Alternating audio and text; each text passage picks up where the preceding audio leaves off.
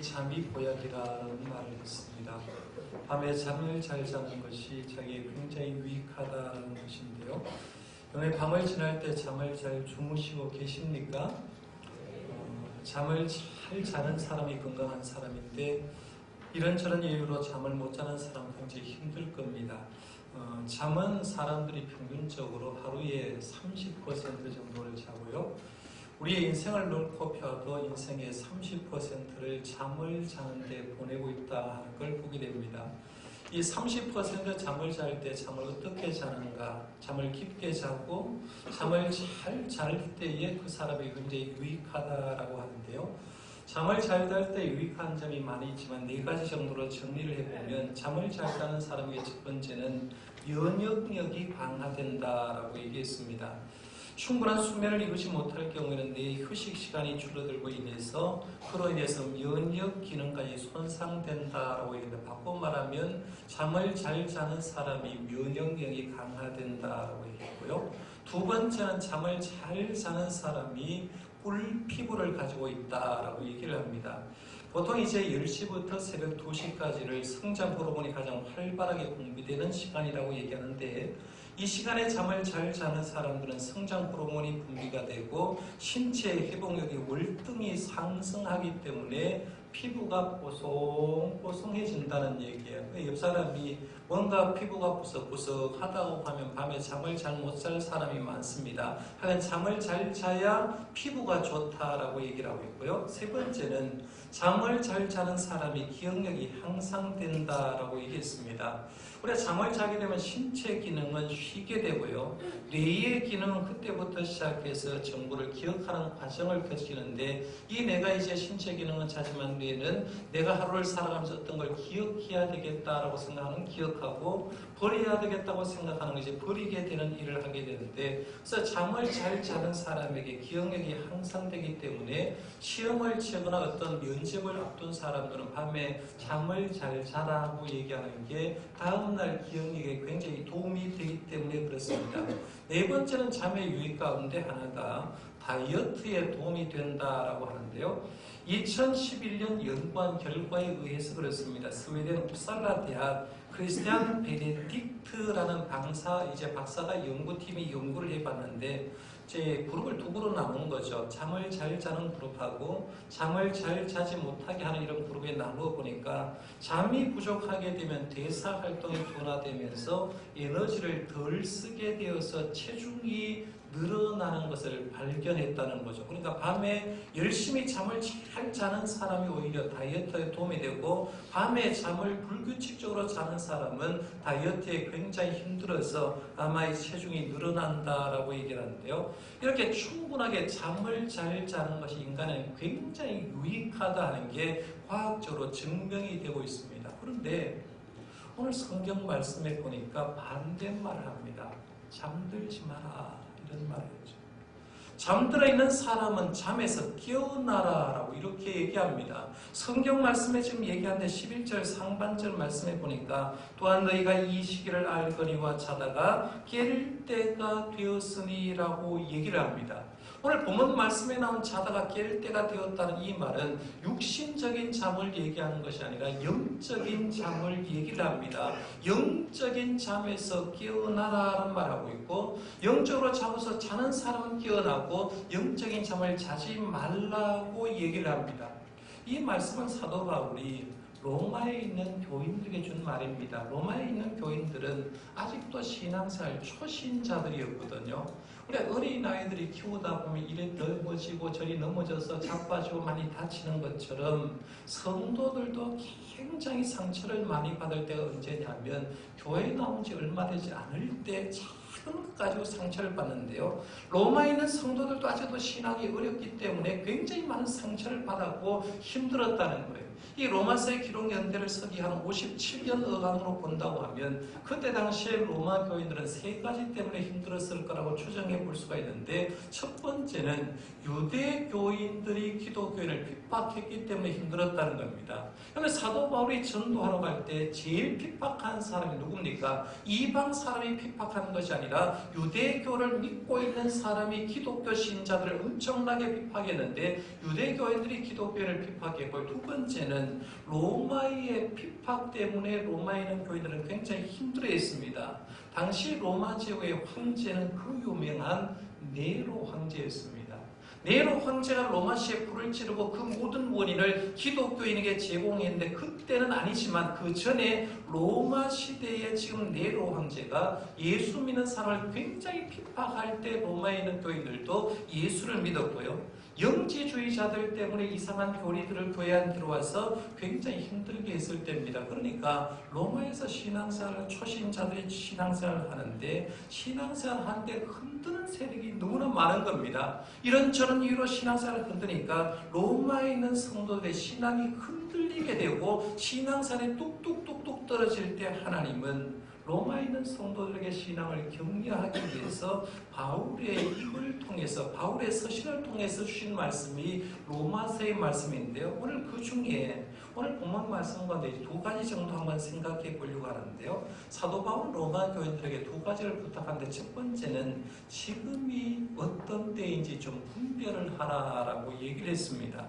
11절, 12절 상반절에 보면 한번 보십시오. 거기에 보면 또한 너희가 이 시기를 알거니와 자다가 깰 때가 벌써 되었으니 이는 이제 우리의 구원이 처음 믿을 때보다 가까웠음이라 라고 하고, 밤이 깊고 낮이 가까웠으니 라고 얘기를 합니다. 그런데 이 11절 말씀 가운데 먼저 너희가 이 시기를 알거니와 라고 하는데, 시간에 대해서 얘기를 하는 걸 보게 됩니다. 먼저 이 말씀 가운데 이제 시간을 좀 생각해 보려고 하는데요. 11절에 이 시기를 알거니와 라고 하는 부분을 조금 더 생각해 보려고 하는데요. 당시 일반적으로 철학에는 시간을 세 가지로 나눕니다. 시간에는 세 가지 종류의 시간이 있다라고 얘기하고 뜻을 얘기하는데요.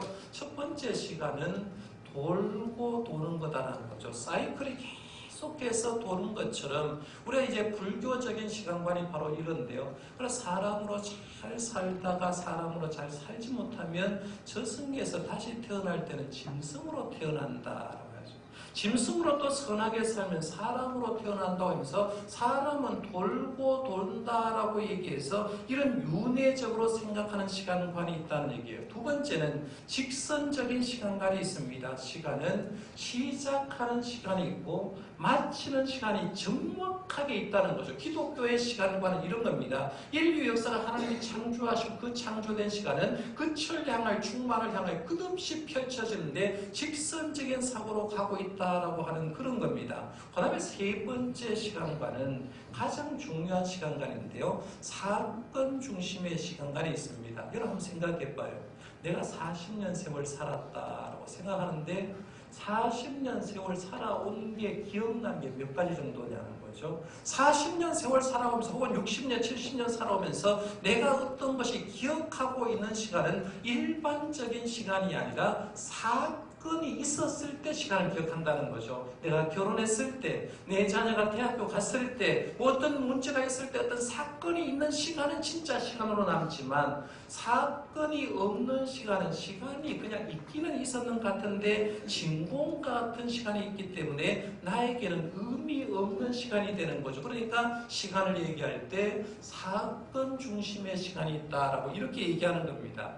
기독교의 시간관은 두 가지를 주창한다고 보면 됩니다. 기독교의 시간관은 직선적인 시간관과 사건 중심의 시간관을 가지고 있다고 보면 되는데요. 오늘 본문에 이런 시간관을 생각하고 11절 말씀에 보면 너희가 이 시기를 알거니와 라고 얘기했을 때 여기서 말하는 시간관은 어떤 걸 얘기하느냐 하면 사건 중심의 시간을 얘기하는 거죠. 이 사건이 어떤 사건을 얘기하느냐 하면 예수님의 재림 사건을 얘기합니다.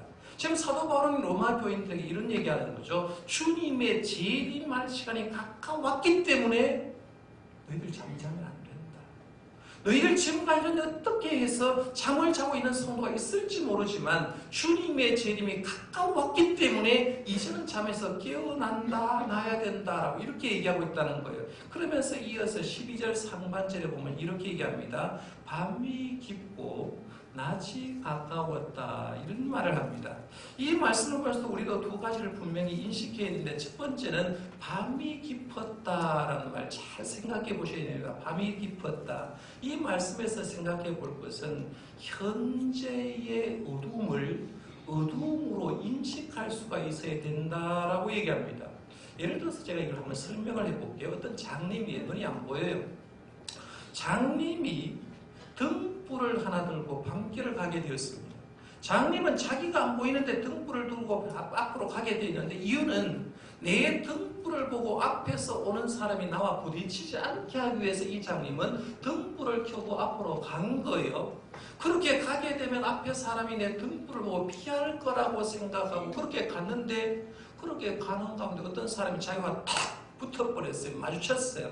장님이 화가 치밀어 옵니다. 여보시오, 누군지 모르지만 이 등불 안 보이냐고, 등불 보이면서 왜 나와 마주치냐고 이렇게 얘기를 하는 거예요. 그러니까 저쪽 사람이 하는 말이, 당신 등불 꺼진 지 이미 오래되었어 라고 얘기했다. 장님은 자기 눈이 안 보입니다.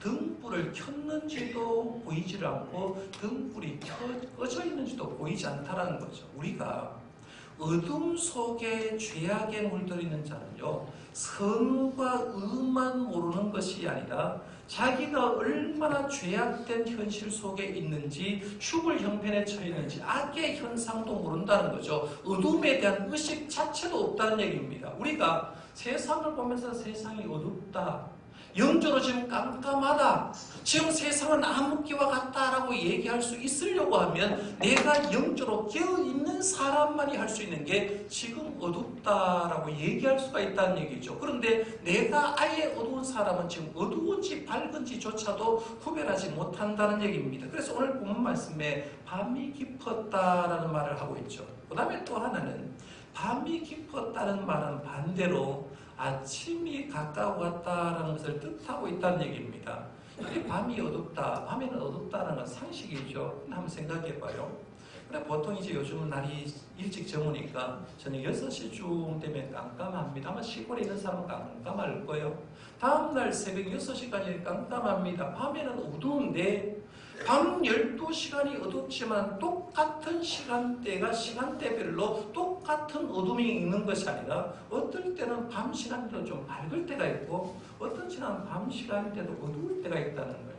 또 군대에서 보초를 선 남자들은 잘 알 겁니다. 내가 군대 보초를 10시부터 12시까지 써본 사람, 12시부터 2시까지 써본 사람, 2시부터 4시까지 써본 사람, 4시부터 아침 6시까지 써본 사람들이 어느 때 가장 어둡냐는 걸 알 수가 있는데, 대체적으로 제일 밤 시간 가운데 어두울 때가 언제냐면 날이 트기 전에 새벽 3시부터 아침 6시까지가 가장 깜깜하다고 얘기하는 거예요. 지금 사도 바울은 그 특징을 알고 있는 겁니다. 밤이 깊고 낮이 가까웠다라고 얘기하는 말이 뭐냐면, 우리가 신앙생활의 환경이 어두우면 어두워질수록 주님의 때가 가까웠다는 거죠. 반대로 얘기하면 예수님의 재림의 때가 오면 올수록, 가까울수록 우리가 살고 있는 삶의 환경은 어둡게 올 거라는 거죠. 그러면 한번 생각해 보는 거죠. 주님의 재림 전에 종교적으로 깨끗해질까, 어두워질까? 종교적으로 제일 더러워질 겁니다. 종교적으로 어두워질 거라는 얘기죠. 성적으로는 말할 것 없이 주님 재림하기 전 세상은 제일 타락될 겁니다. 경제적으로, 정치적으로도 점점 어두워가려는 게 분명합니다. 왜냐하면 한치 앞을 알 수 없을 때는 거죠. 우리가 살아가는데 앞이 어떻게 될지 알지 못할 때, 한치 앞을 알지 못하게 구별을 될 때가 바로 주님이 오시기 전 직전이다라고 얘기하는 거예요. 이건 한번 가만히 생각해 봐요. 우리가 이렇게 살고 있는 세상이 종교적으로 깨끗한가? 정치적으로 깨끗한가? 사회적으로 어떤가, 경제적으로 어떤가, 성적으로 어떤가라고 가만히 생각해 보면 옛날에 비해서 점점 어두워지고 있다는 걸 깨달아질 겁니다. 어둡다는 말은, 밤이 깊다는 말은 반대말로 낮이 가까웠다. 예수님 재림할 때가 되었다는 그 말이에요. 사도 바울은 지금 그 얘기를 하는 거죠. 우리가 살고 있는 시간이 언젠가, 어느 시간에 살고 있는가 먼저 알라는 거예요. 그 다음에 두 번째 주신 말씀이 뭐냐면, 그러면 이런 시간을 아는 그리스도인은 어떻게 살아야 될지 삶의 방식을 제시합니다. 12절 하반절부터 14절에 이런 말을 합니다. 그러므로 우리가 어둠의 일을 벗고 빛의 갑옷을 입자. 낮에와 같이 단정히 행하고 방탕하거나 술 취하지 말며 음란하거나 호색하지 말며 다투거나 시기하지 말고 오직 주 예수 그리스도로 옷 입고 정욕을 위하여 육신의 일을 도모하지 말라라고 했어요. 오늘 본문 말씀 가운데 13절 14절을 보면서 기독교 역사 가운데 한 인물이 여러분 생각나야 됩니다. 그 인물은 이런 사람입니다. 어거스틴이라는 사람이에요. 여러분 13절 14절 옆에 일단은 어거스틴이라고 이렇게 좀 써주십시오. 어거스틴은 354년에서 430년 살았던 인물 어거스틴입니다. 어거스틴에 대해서 지난번에 한번 말씀드렸습니다만 다시 한번 소개를 하면, 이 어거스틴은 집안이 좋은 사람이었어요. 좋은 믿음의 어머니 두었고 좋은 아버지 두었습니다. 16살 때까지는 부모님을 따라서 신앙생활을 잘 했던 사람인데 16살 때부터 하나님의 품을 떠나 정욕의 노예가 되었습니다. 17살 때 무명의 아프리카 여행과 동거 생활을 시작했고, 그리고 그 여행과 통해서 아이를 낳습니다. 17살이 무명의 아프리카 여행하고 결혼 살고 아이를 낳았다. 20살부터 9년 동안에는 어거스틴이 많이 교란하는 무서운 이단에 빠져버립니다. 여러분 지금도요, 정상적인 교단에 있는 사람하고 이단에 빠진 사람은 이단에 빠진 사람이 행복할처럼 보이지만 철저히 행복하지 않습니다. 그들이 나중에 돌아온 피아픈 회개밖에 없는데 그 많이 교란 이단에 빠져서 9년 동안 이 어거스틴도 괴롭힘을 당합니다. 29살이 되었을 때 어거스틴은 어머니를 속이고 아프리카를 떠나서 로마로 가게 됩니다. 로마로 가서 30세가 되던 주 384년에 어거스틴은 로마를 떠나서 밀라노로 갔는데, 요즘 말로 하면 밀라노가 되겠죠. 밀라노에 갔습니다. 밀라노에 갔는데 거기에는 황제가 있는 궁궐이 있었는데 거기에 취직을 하고 일을 하게 되었습니다. 자기가 나이가 30살쯤 되어서 자기의 삶, 16살부터 지금의 삶을 돌아보니까 내 삶이 썩은 삶을 살고 후회하는 삶을 살고 자기가 환멸에 빠진 삶을 살았다는 걸 그때서야 깨닫고 자기의 삶에 대해서 조금 생각해 봅니다. 어머니 31살쯤 되었을 때 어머니 모니카가 아프리카를 떠나서 탕자인 어거스틴을 찾아오게 됩니다. 어머니를 속이고 어머니 품을 떠난 어거스틴을 창자와 같은 아들을 찾아보는데, 어거스틴의 어머니 모니카는 우리가 알듯이 기도하는 어머니였거든요. 그 자식 16년 세월 기도해서 돌아오게 한 그 어머니인데, 이 어머니가 와가지고 어머니의 눈물의 기도로 계속해서 아들을 위해서 기도하는데, 모니카는 밀란의 교회 감독이었던 암브로스를 찾아가서 내 아들 위해서 좀 기도해 주십시오 라고 부탁합니다.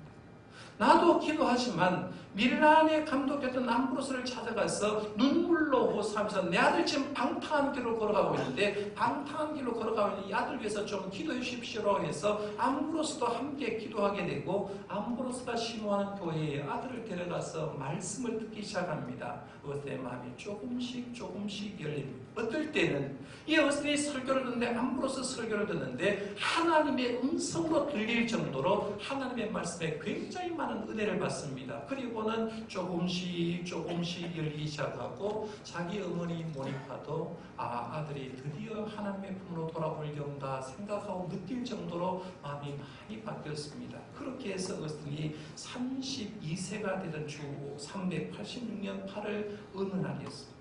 하나님의 품에 돌아오게 되는데 성령님이 터치를 하니까요, 자기도 모르는 사이에 눈에 눈물이 펑펑 흘리게 나는 그런 세월이 보내게 됩니다. 참매록에 자기가 심한 얘기를 기록하고 있는데 이렇게 기록하고 있습니다. 참매록에 있는 부분을 제가 그대로 한번 읽어볼게요. 나는 벌떡 일어나 밖으로 나왔습니다. 우리가 핍박하고 있는 집에는 조그마한 정원이 있었습니다. 이 정원이 어거스틴이 회심하게 되는 그 정원 그대로입니다. 지금 정원이요. 이 정원을 얘기합니다. 나는 내 가슴을 찢어대는 고뇌에 밀려 이 정원까지 피해 나오고 말았습니다. 나는 머리칼을 쥐어뜯고 주먹으로 이마를 쳤습니다. 나는 내 영혼 속으로부터 부끄러운 비밀들을 짜내었습니다. 그리고는 그 비밀들을 고스란히 내 마음의 눈앞에 집합시켰습니다. 자기가 잘못한 걸 눈으로 보게 했다는 거죠. 집합시켰다는 거예요. 그때 내 속에는 커다란 폭풍이 일어났습니다. 내 눈에서는 홍수 같은 눈물이 쏟아져 냈습니다. 나는 무화과 나무 아래 몸을 던지고 눈에는 강처럼 흐르는 눈물이 하염없이 흐르도록 내버려 두었습니다. 그것은 당신께 드려진 합당한 제사였습니다. 그런데 난데없이 나는 근처에서 들러오는 어린아이의 노래소리를 들었습니다. 톨레레게 톨레레게 집어서 들고 읽어라. 집어 들고 읽어라. 아이들이 없었는데 아이들의 후렴 소리가 막 들려던데 집어 들고 읽어라. 집어 들고 읽으라고 얘기해서 이 후렴이 계속 들려왔습니다. 나는 눈물을 그치고 일어났습니다. 나는 성경책을 움켜쥐고 폈습니다. 나는 조용히 처음으로 내 눈이 닿는 곳을 읽었습니다. 오늘 말씀 13절 14절입니다. 낮에와 같이 단정히 행하고 방탕하거나 술 취하지 말며 음란하거나 호색하지 말며 다투거나 시기하지 말고 오직 주 예수 그리스도로 옷 입고 정욕을 위하여 육신의 일을 도모하지 말라라는 말씀이었습니다. 나는 더 읽고 싶지 않았습니다. 그럴 필요도 없었습니다. 내가 그 구절을 읽는 순간 확신의 빛이 밀물처럼 내 마음속으로 밀려 들어오고 모든 의심의 어둠이 사라진 것 같았습니다. 16년간 방탕한 생활을 하고 하나님 버리는 생활을 했는데 16년 만에 하나님이 성령님의 음성을 들려줘서 집어들고 읽어라. 톨레레게 해서 읽었더니만 그 말이 오늘 말씀 13절 14절 말씀이라는 거죠. 여기 13절 14절 옆에 아까 어거스틴이라고 썼는데 그 밑에 회심 구절이라고 더 쓰십시오. 어거스틴의 회심 구절이다. 이 말씀입니다. 이 말씀을 본 어거스틴은 탕자와 같은 삶을 중심으로 씻습니다. 하나님은 나에게 어둠이를 벗고 빛의 옷을 입으라고 했기 때문에 그때부터 하나님의 품으로 돌아오고 하나님의 위대한 종으로 돌아옵니다. 밀라노에서 다시 자기의 고향 아프리카로 돌아가게 되고 수많은 사람을 하나님의 품으로 돌아오면 하나님의 손길과 하나님의 음성 역할을 하는 사람이 바로 어거스틴이라는 사람입니다. 그래서 어거스틴은 그냥 어거스틴이라고 하지 않고 그 앞에다가 거룩할 성자를 불러서 지금 우리는 성 어거스틴입니다. 이렇게 얘기합니다. 한 영혼을 변화시키게 된 결정적인 구절이 오늘 본문 말씀인데요. 오늘 말씀에 보면 주님을 오시기를 기다리는 자는 어둠의 일을 벗으라는 거죠. 어둠의 일을 벗고 빛의 갑옷을 입으라라고 했는데 그러면 벗어야 될 어둠의 옷이 뭐냐는 겁니다. 오늘 말씀에 보면 그걸 얘기를 합니다. 어둠의 일을 6가지를 소개를 하고 있는데 13절 말씀에 보면 방탕한 것 어둠의 일이다. 술 취하는 것 어둠의 일이다.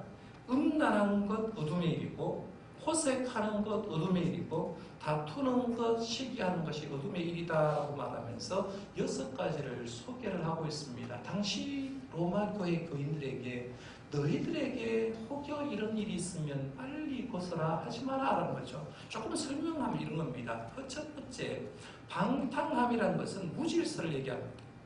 우리가 하나님의 말씀이 있는 사람은 하나님이 주신 대로 살면 질서 있게 살아가는데 육체의 정욕이 원하는 대로 살면 방향 감각이 없기 때문에 무질서하게 산다는 거죠. 그게 바로 방탕함이라는 얘기예요. 두 번째는 술 취함입니다.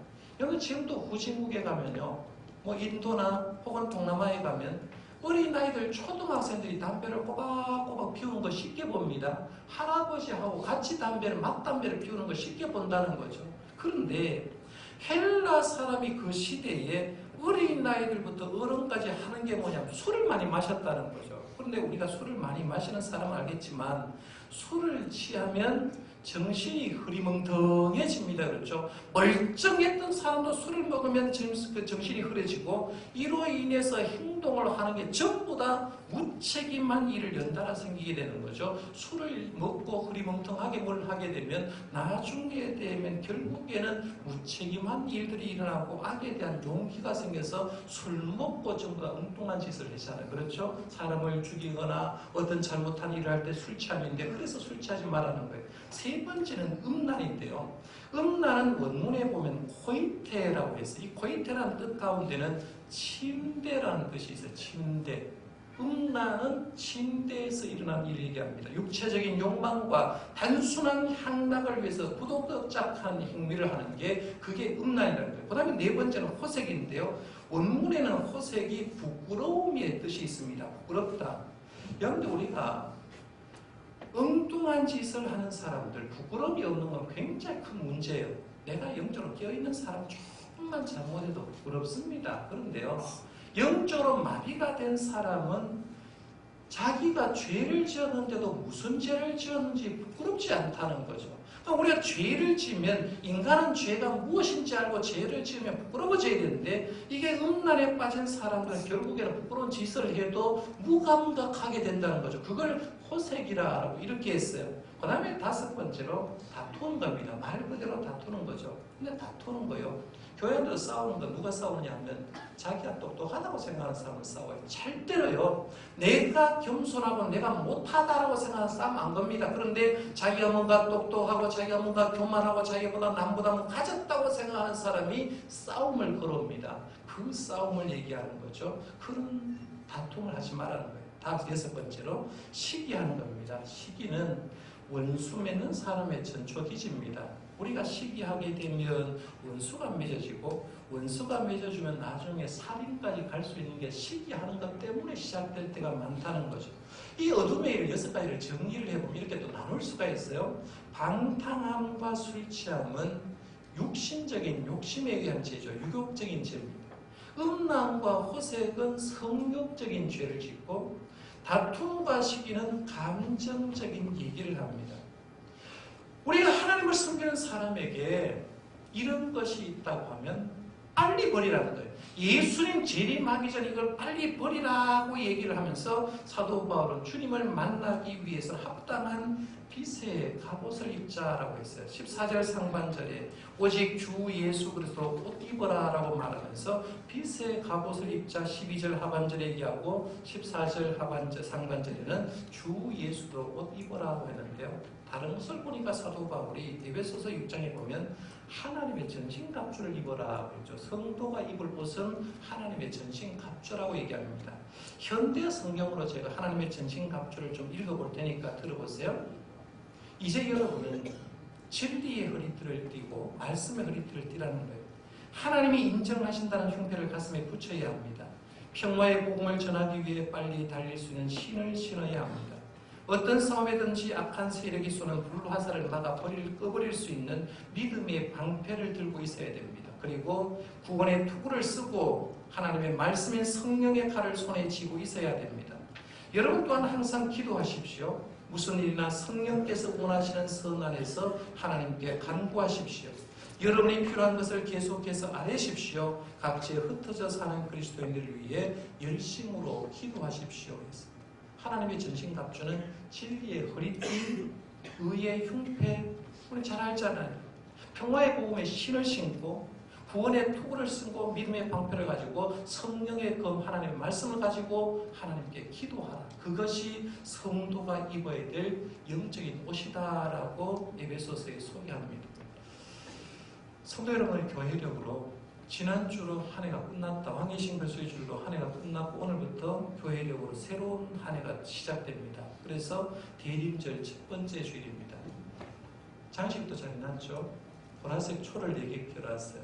이 초의 의미는 지난번에 한번 설명했습니다만은 초가 매주마다 하나씩 이제 타가 올라갈 겁니다. 그러면 초는 타면 탈수록 초의 부분이 줄어들게 됩니다. 시간은 없어진다는 그런 의미도 있고요. 보라색은 참회한다는 그런 의미도 있어요. 또 하나는 초록색 초가 4개라는 의미는 구약의 일반적으로 기독교 역사를 가리켜서 4,000년을 의미합니다. 그러니까 4,000년 기독교 역사를 의미하는 것도 있습니다. 4,000년 기독교 역사가 끝난 다음에 마지막으로 예수님이 구원자로 오셨다는 그런 의미로도 초를 펴놓는데요. 중요한 건 이걸 보면서 개인적인 시간도 줄어들고 있죠. 여러분, 시간이 그렇잖아요. 살 시간이 얼마 되지 않고 쭉 줄어들고 있고 주님을 만날 시간도 있습니다. 전체적으로 마찬가지로 주님 만날 준비할 시간들이 줄어들고 있다는 걸 제 초를 통해서 보여주는데, 이 대림절 기간은 예수님의 탄생을 기리고 다시 오실 예수님을 기다리는 절기입니다. 이 시기에 여러분이 하셔야 될 건요, 자기 점검입니다. 자기 점검. 우리는 남을 향하여는 비난을 굉장히 잘합니다. 네 그렇게 해서 되나? 라고 쉽게 얘기합니다.